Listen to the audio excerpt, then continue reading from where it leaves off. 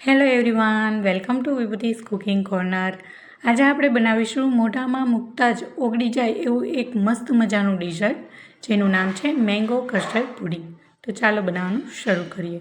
અહીં mango custard pudding બનાવવા માટે અહીં 2 નંગ જેટલી મેં કેરી લઈ લીધી છે અને આ પુડિંગ હું 3 થી 4 વ્યક્તિ માટે બનાવી રહી છું. અહીં તમારે જેટલી વ્યક્તિ માટે બનાવવું હોય એ પ્રમાણે તમે મેંગો લઈ શકો છો. હવે કેરીને આવી રીતના કટ કરી અને નાના નાના પીસ કરી લઈએ અને એક બાઉલમાં કાઢી લઈએ.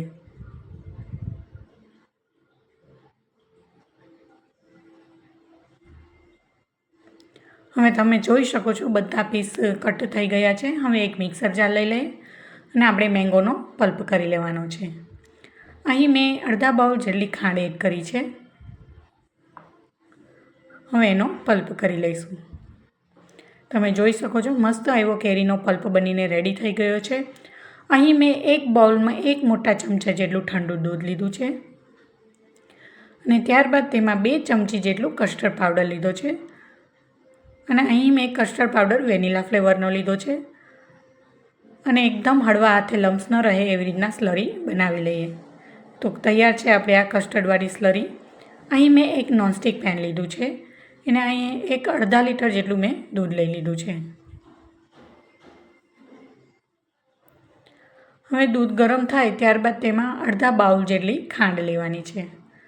અહીં ખાંડનું પ્રમાણ જાળવીને નાખવાનું છે કારણ કે આપણે મેંગો ક્રશ કરવામાં પણ આપણે ખાંડ થોડી એડ કરી છે. હવે આપણે એને હલાવી લઈશું. ત્યારબાદ આપણે જે કસ્ટર્ડવાળું દૂધ રેડી કરીને રાખ્યું છે એ ધીમે ધીમે એડ કરતું જવાનું છે અને એક જ ડાયરેક્શનમાં કન્ટિન્યુ ચલાવતા રહેવાનું છે જેથી છે એ લમ્સ ન રહે અને આપણું જે કસ્ટર્ડવાળું દૂધ છે એ તળીએ ચોંટી ન જાય. તમે જોઈ શકો છો કે ધીમે ધીમે આપણું જે કસ્ટર્ડવાળું દૂધ છે એ ઠીક થવા લાગ્યું છે. હવે કસ્ટર્ડવાળું દૂધ બનીને રેડી થઈ ગયું છે અને એક બાઉલમાં ટ્રાન્સફર કરી લઈએ અને આ મિલ્કને 10 થી 15 મિનિટ માટે પંખા નીચે ઠંડુ થવા માટે મૂકી દઈશું. ત્યારબાદ એને 1 કલાક માટે ફ્રીઝમાં રાખી દઈશું. ત્યારબાદ મેં ફરીથી અહીંયા નોનસ્ટિક પેન લીધું છે અને જે આપણે મેંગોનો પલ્પ બનાવ્યો હતો એને પણ આપણે કૂક કરી લઈશું. મેંગોમાં રહેલું પાણી છે એ કૂક થઈ જાય અને મેંગોનું જે ક્રશ છે એ ઠીક થઈ જાય ત્યાં સુધી આપણે એને કૂક કરવાનું છે અને મેંગોનો કલર ધીમે ધીમે ચેન્જ થઈ જશે. તમે જોઈ શકો છો એની જે થિકનેસ આવવા લાગી છે અને એનું પાણી છે એ બધું બળી ગયું છે અને થોડો થોડો કલર પણ ચેન્જ થતો જાય છે. હવે આપણે આ મેંગો ક્રશ બનીને રેડી થઈ ગયો છે. હવે એને એક બાઉલમાં ટ્રાન્સફર કરી લઈએ. હવે આ મેંગો ક્રશને આપણે 10 થી 15 મિનિટ માટે ઠંડુ થવા દઈશું.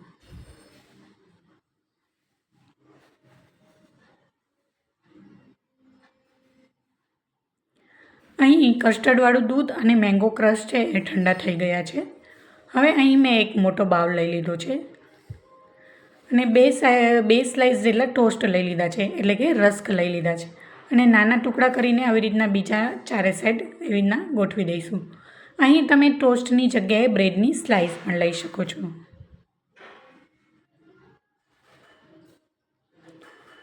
હવે આપણું પહેલું લેયર છે બનીને રેડી છે. હવે એના ઉપર આપણે કસ્ટર્ડવાળું દૂધ જે બનાવ્યું છે એના ઉપર રેડી દઈશું. જો ઘરે કોઈ ગેસ્ટ આવ્યા હોય અને આવી રીતના આ ડિઝર્ટ આપણે દીધું હોય ઠંડુ ઠંડુ એકદમ ચીલ તો પણ મહેમાનો પણ ખુશ થઈ જશે. એટલું ખૂબ જ ટેસ્ટી બને છે. ચોક્કસથી ઘરે એકવાર બનાવજો. ઘરમાં બધાને એકવાર બનાવશો તો વારંવાર બનાવવાની ડિમાન્ડ કરશે. હવે અહીં મેં 2 ચમચી જેટલો મેંગો ક્રશ લીધો છે અને આવી રીતના ચારે તરફ ફેલાવી દઈશું.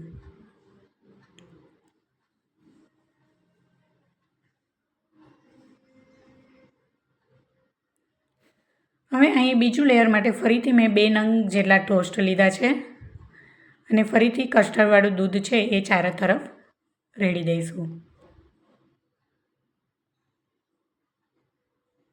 આ ડિઝર્ટ જેમ ઠંડુ થશે એમ ખાવાની બહુ જ મજા આવશે. હવે આપણે આ કસ્ટર્ડવાળું દૂધ છે બધું આપણે એમાં એડ કરી દીધું છે. હવે ફરીથી આપણે જે મેંગો ક્રશ છે એમાં ચારે તરફ આવી રીતના ફેલાવી દઈશું. મેંગો ક્રશથી આ પુડિંગમાં સરસ એવો ટેસ્ટ આવે છે.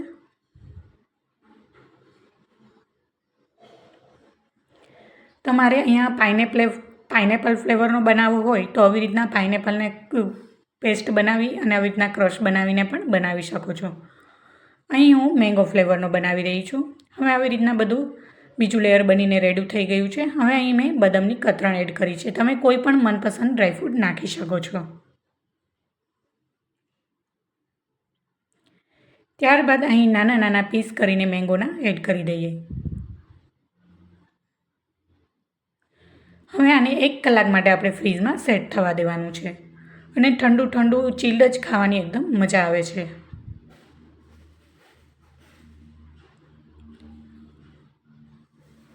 હવે આપણું આ ડેઝર્ટ ઠંડુ થઈ ગયું છે. હવે આપણે એને કાઢી લઈશું. તો તૈયાર છે આપણું મેંગો કસ્ટર્ડ પુડિંગ. કેવી લાગી આ રેસીપી મને કોમેન્ટમાં જરૂર જણાવજો. જો વિડીયો ગમ્યો હોય તો લાઈક કરજો, વધુમાં વધુ શેર કરજો અને હજી સુધી મારી ચેનલને સબસ્ક્રાઈબ ના કરી હોય તો સબસ્ક્રાઈબ કરજો ને આવી જ નવી નવી રેસીપી માટે બાજુમાં આવેલું બેલ આઇકન બટનને પ્રેસ કરજો. Thank you for watching.